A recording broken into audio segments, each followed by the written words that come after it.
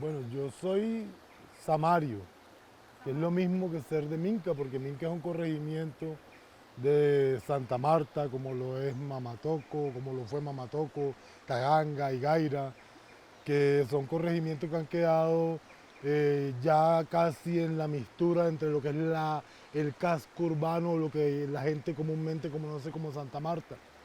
Pero como samario y esto como parte de Santa Marta, pues soy minquero. Y pienso que soy un samario funcional o diverso, o por lo menos sí viví la magia de tenerlo todo. Porque yo aunque nací cerca al mar, he convivido desde el mar hasta la sierra, que es lo que es Santa Marta. No solo mar, también es sierra. Entonces eso me facilitó enamorarme de la biología y soy biólogo. Y dentro de la biología una de mis mayores pasiones es entender mi tierra cómo funciona desde, desde el mar hasta lo más alto de la sierra, que es lo que la conforma. ¿Cómo te llamas? Francisco Agustín Correa Polo. Ese es dos veces santo como Santa Marta dicen, por San Francisco y San Agustín. Ok. Cuéntanos cómo llegaste a Minca. Yo llegué a Minca desde que tengo uso de razón porque era un lugar donde si bien uno vivía de pronto allá abajo, uno venía a pasear acá o tenía amigos acá y ya por último uno se fue dando cuenta que la ruralidad era lo que uno quería. Entonces la ruralidad me hizo venir hace mucho tiempo a esta zona, pero detrás de la ruralidad no podía dejar de ser lo que soy, biólogo. Entonces en ese devenir uno ha visto cómo ha participado desde mi profesión en el devenir del pueblo, en ese desarrollo constante y verlo desde la mirada de un biólogo nativo que ve cómo desde sus inicios, cómo fueron las cosas desde que nació y cómo ha visto más de cerca los cambios como ningún otro. Porque pueden venir personas de afuera, pero la fortaleza de ser biólogo y nativo de la zona te permite a ti dimensionar el grado de impacto que ha ocurrido desde que naciste, desde tus recuerdos, desde tu nostalgia por aquellos lugares que desaparecieron y la tristeza que te causa ver cómo otros pueden desaparecer, hablando naturalmente, igual culturalmente, socialmente, en todos los aspectos. Yo creo Cuéntanos que sobre aquí lo que se ha perdido es como hay una pérdida de identidad. Yo pienso que el turismo ha sido uno de los aspectos entre muchos que han moldeado la cultura y la región, la tierra, tanto social como ambientalmente. Han sido varios los fenómenos, pero yo consideraría que el turismo, si se mira detalladamente, de más de cerca, ha sido en los últimos años mucho más destructivo que otros eventos socioeconómicos que ha ocurrido en la zona. Por ejemplo, la bonanza bananera, la bonanza marimbera, la bonanza todavía que se puede hablar cocalera, porque también es zona alrededor que cultivan coca con fines de narcotráfico. Y además de eso, la expansión turística, pero más allá de la expansión urbanística, por esa, ese desaforo, esa voracidad a la hora de ver nuestros recursos. O sea, ver cómo detrás del turismo también viene, todo pasa a un segundo plano, lo más importante por el dinero, por, por poseer, por ostentar, por el ego, por la vanidad de decir yo tengo. Entonces yo tengo es quitarle a la sierra, por ejemplo, construir más hoteles, construir más casas en una ciudad donde ya no tiene agua, pero se encuentra uno con una gente que no la cuida. Entonces eh, es una serie de emociones contrastantes porque si bien sabes que estás dentro del patrimonio, un patrimonio de la biosfera, un ecosistema irreemplazable, el lugar más hermoso del planeta, pero la gente lo trata como si fuera una porquería. Entonces no hay una correspondencia con lo que la tierra te da y lo que tú le devuelves. No hay, porque si bien, por ejemplo, en el río se le saca agua y se le regresa sucia, se le regresa contaminada. ¿Es turismo o expansión urbanística? ¿Qué implica todo lo que estamos haciendo en un lugar como esto? Que no solamente es un patrimonio de los samarios, de los colombianos, sino de la humanidad completa. Como siempre lo digo, aquí recibimos aves de todas las partes del continente. Entonces los impactos que se hagan aquí no son locales, son mundiales. Si un ave que viene de Canadá muere aquí, murió también en Canadá. Entonces los impactos que se hacen en esta zona son más profundos de lo que se parece. Porque es que estamos hablando de centros de alto endemismo, aquí tenemos especies únicas en su género. O sea, no especies únicas, únicas en su género. Entonces, hay un total descontexto del lugar donde nos encontramos y del valor que tiene para la humanidad entera. Bueno, yo he hecho varias cosas, desde el punto de vista agrícola y desde el punto de vista ambiental en diferentes formas. Pero específicamente en el río lo que estoy es visualizando la problemática con mi experiencia de conocerlo, porque yo lo empecé a conocer como biólogo y eso me permitió a mí ver una mirada de, por ejemplo, yo hace 20 años vine como estudiante a ver este río y a verlo no como una persona que viene a bañarse, a verlo como un estudiante que venía a recoger muestras y analizar lo que encontraba acá. Y entonces soy testigo a un nivel profundo de lo que está pasando en el río. Entonces imagínate, el ser samario y el haber sido un biólogo que se formó en estas zonas y estar, eso me da a mí las bases para decir que las cosas no están bien. Y lo que estoy tratando de hacer es mostrar que esos cambios están ocurriendo y que son muy profundos y muchos son irreversibles, pero por lo menos podemos detenerlos.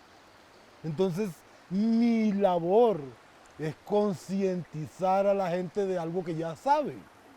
Porque la gente sabe que tirar agua al río está mal, la gente sabe que tirar basura está mal, pero lo que pasa es que no es consciente hasta que no haya consecuencias. Es una tristeza en la humanidad. Y eso parece que no es nuevo. Yo no soy creyente, pero en alas de la Semana Santa, pues pareciera que, por ejemplo, Cristo fuera un reflejo de eso. Cristo es un personaje que murió para salvarnos del pecado. Pero eso es como una analogía de que tiene que haber consecuencias graves para que la gente tome medidas y aprenda. Entonces aquí estamos ante llegar a eventos tan catastróficos como ver animales consumidos en bacterias para que la gente entonces se dé cuenta. Tenemos que llegar a hambrunas, tenemos que llegar a enfermedades pandémicas, tenemos que llegar a guerras mundiales, tenemos que llegar a extremos, tenemos que llegar a matar al Hijo de Dios si es posible para entrar en razón. Y eso no es nuevo, eso parece que fuera la naturaleza de la humanidad. Entonces cambiar, concientizar a la gente de lo que ya sabe es mi mayor labor, pero entonces lastimosamente toca con crucificados biológicos, que son las muestras que estoy tomando en el río, donde ya vengo analizando con estudiantes de la Universidad del Magdalena la situación de peces inclusive endémicos del río. Entonces, a partir de ello estoy construyendo modelos para desarrollar monitoreos participativos, pero primero estamos entendiendo el funcionamiento del río para saber cómo restaurarlo o cómo arreglar algo. Si tú quieres reparar algo, tienes que saber cómo funciona. Entonces nuestra labor ahora en aras de entender el funcionamiento es que en ese transcurso te das cuenta que hay cosas que están muy mal. Y en esas cosas pues, han aparecido especies enfermos, muy enfermos, que ya veníamos desarrollando eso, y evidentemente es solamente prueba de lo que uno ve sobre el río. No, yo pienso lo que hay es la diferencia del oferente turístico. O sea, lo que hay es la diferencia es que lo que ofrecen allá es lo que ofrecen acá, lo que viene a buscar el que está allá y el que viene a buscar el que está acá. Pero como tal el impacto puede ser, es el mismo o no hay mucha diferencia entre lo que se ofrece y lo que hay. Porque en realidad uno, por ejemplo, si ve el Rodadero, y el Rodadero es un ecosistema que fue de los primeros que nadie se dio cuenta que fue el más impactado de todos. Fue el primero que fue drásticamente impactado. ¿Y sabes cómo fue impactado?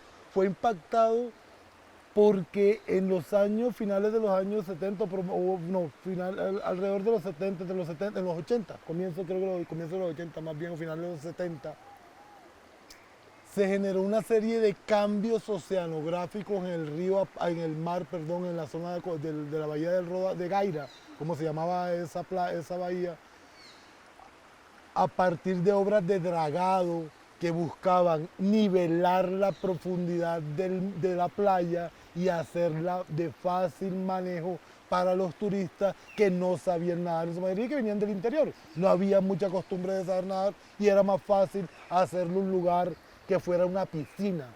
Y por eso tú ves que la forma del rodadero, de lo que hoy es Rodadero, pero se llamaba Bahía Gaira, es una playa que es muy homogénea. No tiene muchas irregularidades, es solamente una playa arenosa que fue producto de un profundo dragado para nivelarla y volverla una piscina. Pero te imaginas haber cogido y haber desbaratado todo el fondo marino para volverlo una piscina.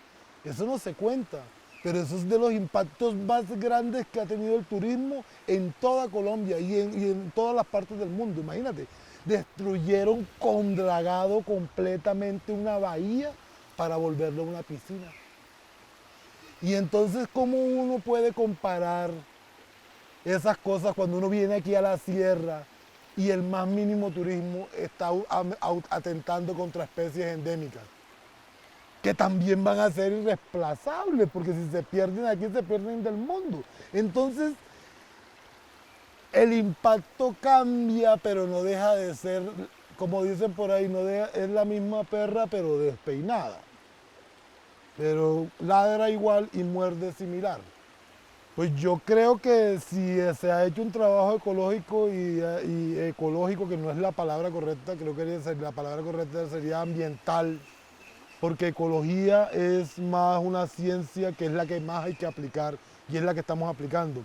Se han venido haciendo trabajos ambientales alrededor del río, pero alrededor de la zona, pero han sido insuficientes. ¿Por qué han sido insuficientes? Porque lo estamos viendo. No han sido insuficientes porque ha habido prevalencia de otros intereses más allá del ambiente.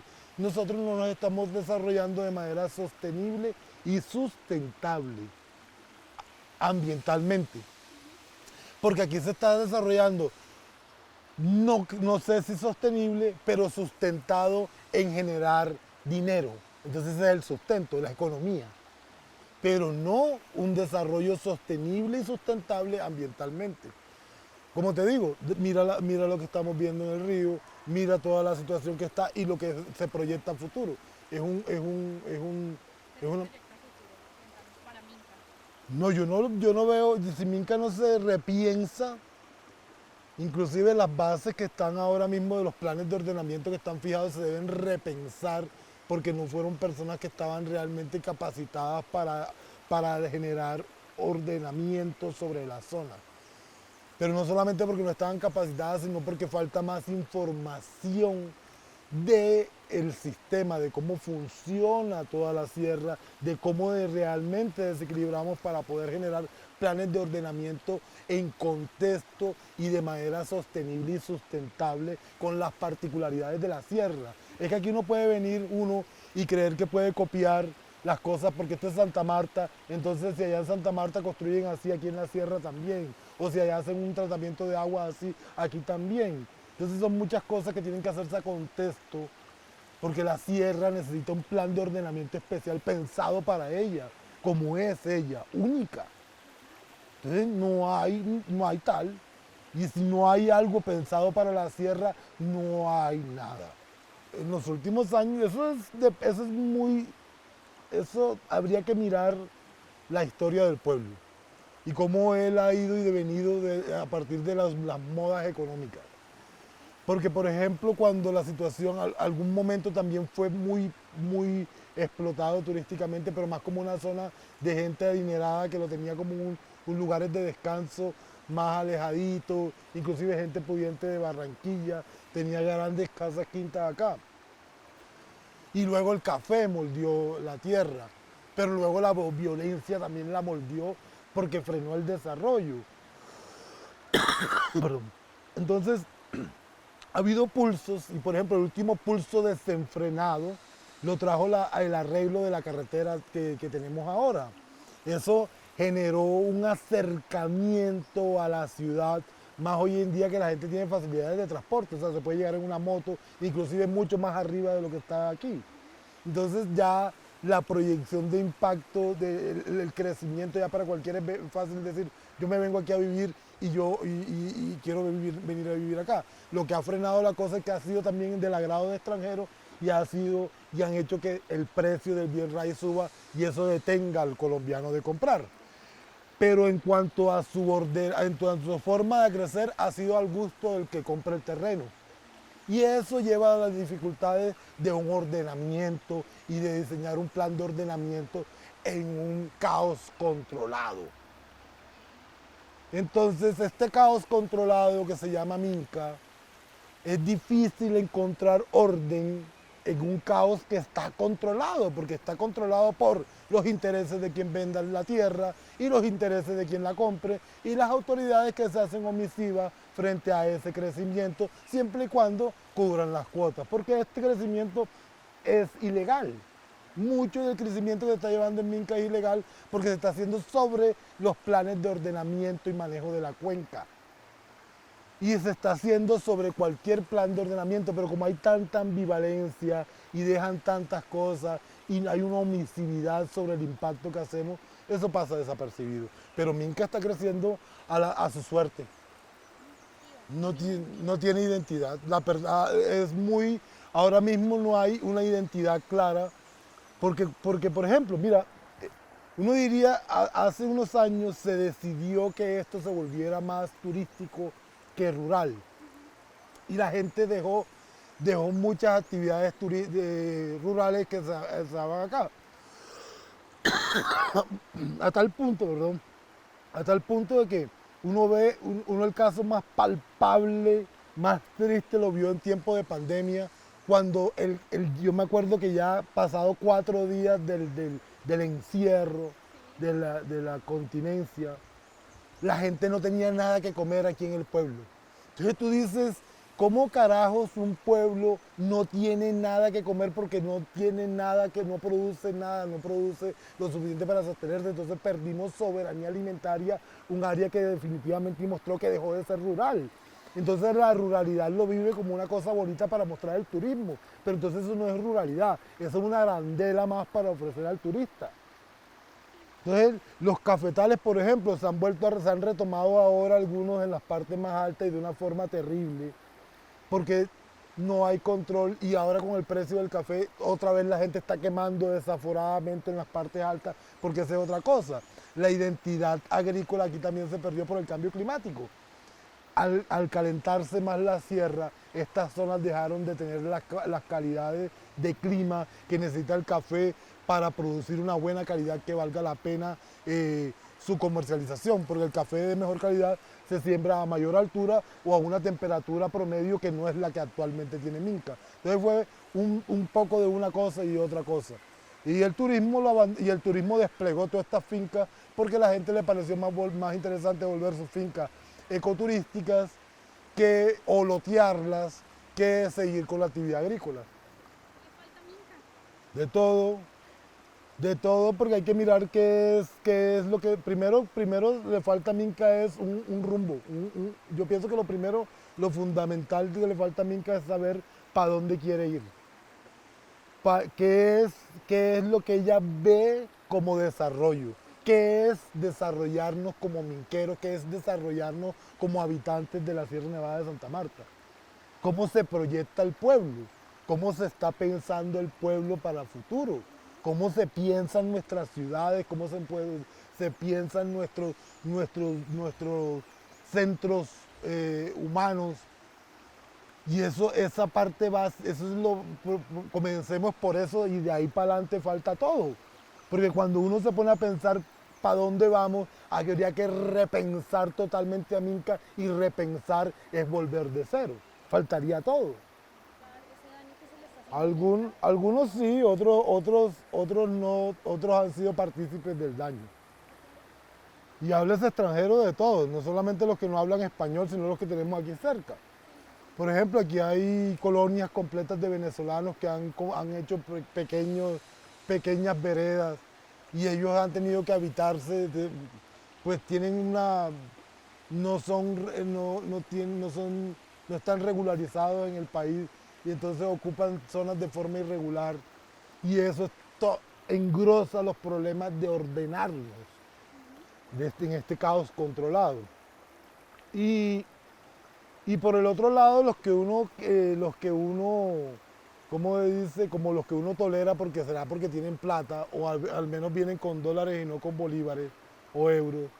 También hay muchos que están haciendo las cosas mal, porque mira, por ejemplo, en Taganga, un célebre israelí lo que trajo fue droga y prostitución. O sea, hay de todo, y hay algunos también que están apoyando iniciativas de conservación, como hay otros que se han sumado al descontrol. Aquí hay extranjeros que, por ejemplo, prenden un altavoz casi todas las semanas y hacen after party todas las semanas en un lugar donde el silencio, donde el ruido también es contaminación. Entonces, o prenden luces en zonas boscosas y le cambian la actividad de vida a un animal que es nocturno, lo ponen a vivir alocadamente. Entonces, el cuento es repensarnos y repensarnos de una minca que debe producirse o debe prestar servicios sin olvidar la sostenibilidad y la sustentabilidad ambiental. Ahí ha habido de todo, de los que han ayudado y de los que han venido a hacer mal. Y eso no es nuevo, eso es históricamente hablando. Porque si uno revisa las fincas cafeteras más importantes de acá, la mayoría fueron de extranjeros. O sea, por ejemplo, lo que son Cincinnati, que son históricamente fincas Vistanieve, de hecho, que hay un libro muy bonito que lo escribieron los fundadores de esa finca. La misma La Victoria, son fincas que se hicieron históricamente por alemanes o por de origen inglés o gringos. Entonces, históricamente ha habido aportes. Pero vamos a eso, o sea, ha habido de un poco y de todo. A mí lo que me gusta de Minca, a mí me gustan tantas cosas, pero ya no las encuentro. A mí lo que me gusta es la nostalgia del recuerdo, la nostalgia de cosas que ya no volverán, y creo que eso va con la vida de uno. Encontrarme en esos lugares donde me sentí vivo. Entonces encontrarme con esos lugares así no están en los recuerdos de uno. Sentarme aquí como me senté hace 20 años. Y a pesar de ver las cosas cambiadas, están esos fantasmas que te llenan el alma. La nostalgia es la forma en la que uno se da cuenta que uno regresa al pasado y vivir la Minca, permitirme la nostalgia de bonitos momentos es lo que me agrada. Desde el punto de vista biológico, me llama mucho la atención no solo Minca como esto, como la cabecera. Yo veo Minca más bien como todo lo que representa la parte noroccidental de la Sierra Nevada de Santa Marta, que está conformada o está estructurada más por la Cuchilla de San Lorenzo. Y es una zona que para mí es supremamente bonita y valiosa porque encierra lo que realmente es mágico de la sierra en muchos aspectos. En muchos aspectos. Hay otras zonas, pero esta es una de esas. Y lo resume desde un punto de vista geológico, desde un punto de vista biogeográfico, desde la naturaleza que tiene y desde los misterios que guarda. Porque hay cosas aquí que, por ejemplo, aquí tenemos animales que hace 100 años no se han vuelto a encontrar. Yo he estado buscando, por ejemplo, un pez que en esta zona, que es de aquí en la parte noroccidental de la sierra, que tiene una historia biogeográfica muy bonita, y ese pez me ayudó a entender, porque es un pez que hace más de 100 años no se encuentra. Y ese pez fue clave para mí, para entender por qué esta zona de la sierra es tan especial, y es por su formación biogeográfica y geológica. Entonces hay un mundo de cosas que lo que me intriga de ella, la nostalgia que me genera porque esto representa a Santa Marta, es muchas cosas, muchas cosas. Ah, bueno, aquí el pez hay dos peces, por ahí se ven algunos, pero hay uno que, que no hay mucha claridad sobre qué especie es. De hecho, yo la vine trabajando desde mi tesis Y lo que se pasó después de mi tesis fue que se generó más problemas porque hubo gente que en esa confusión de saber cuál es el pez, lo que sumó fue más problemas porque fue más nombres. Entonces no era una especie, sino que le puso más nombres a la misma especie, pero a sus diferentes formas. Entonces lo que yo acepto, lo que yo creo es que le dicen laucha, la gente acá que viene de origen santanderiano, los indígenas le llaman a algunos yishu y otros le llaman, este, se me escapa el nombre ahora, pero laucha es el nombre más común y es un bagre del género Trichomypter, que son especies muy interesantes porque son los únicos peces que pueden escalar a lo más alto de las quebradas. Entonces los puedes encontrar a 3000 metros de altura sobre el nacimiento de las quebradas, en las partes más altas de los Andes. Inclusive en Bogotá hay uno igual y se ha acabado porque muchas de esas quebradas donde se encontraba ya son parte de la ciudad. Por ejemplo, la quebrada Arzobispo.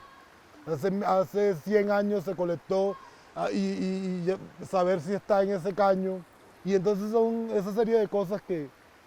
Pero el animal, en teoría, científicamente se debería llamar Trichomypterus nigromaculatus. Pero hay otro que es claramente endémico, que es una sardinita, que es más de la familia, como el grupo de la cachama, o no sé, más que la de la cachama, no habría que... de los neones de acuario, de los tetras estos, que es el Hemibricum sierraensis, que es una sardinita que lleva el nombre de la sierra. Se llama Hemibricum sierraensis en honor a la sierra, pero en realidad hasta ahora solamente está claro que existe en este río. Y es una de las especies que más afectadas hemos encontrado, aparentemente. ¿Encuentras la palabra para definirlo? No, no la encuentro. Nostalgia, no encuentro una palabra para definir a Minca, porque eso es lo que eso hace parte como también de estar aquí, encontrar eso. No, en este caos controlado es difícil encontrar algo que reúna, porque sería eso, el orden sería tener eso, que te pudiera definir. Pero un llamado es a la humanidad completa, porque volvemos a lo mismo. O sea, aquí esto no es un patrimonio de los colombianos, solamente es un patrimonio de la humanidad. Lo que estamos haciendo aquí es drástico en todos los aspectos, inclusive hasta arqueológicamente. Porque aquí, por ejemplo, se están construyendo sobre terrazas indígenas, se venden artefactos de huaquería desde hace mucho tiempo y se ha perdido hasta la cultura. El mensaje es completamente a salvaguardar un patrimonio que es de toda la humanidad, porque lo que hacemos aquí impacta a todo el mundo. Todo lo que se está haciendo en este lugar irreemplazable impacta a todo el mundo. Entender inclusive los animales que tenemos aquí, muchos son claves para entender la evolución de muchos animales alrededor del continente. Por ejemplo, hace poco encontraron una araña, una tarántula que cambió todo el concepto de la familia, porque se pensaba que tenían un cierto número de quetas, todos los integrantes, unos pelitos que están alrededor de su cuerpo, y apareció esta que tenía dos más, diferentes a todo lo que se encontraba en la familia. Entonces uno encuentra esos eslabones perdidos. Hay un ratón que hace más de 100 años no se encuentra, y entonces, que es un ratón que es único en su género y no encaja. Entonces el mensaje es a salvaguardar algo que nos permite entender, es clave para entender la vida, es clave para la sostenibilidad y para entender qué venimos a hacer aquí y cuál es el rumbo de la naturaleza, del mundo. Porque esto es testimonio de todo eso. Aquí esos animales están aquí desde hace millones de años, evolucionaron aquí y están desapareciendo ahora que nosotros estamos llegando. Entonces, entender esos animales, salvaguardar eso para poder entender eso, es como el llamado.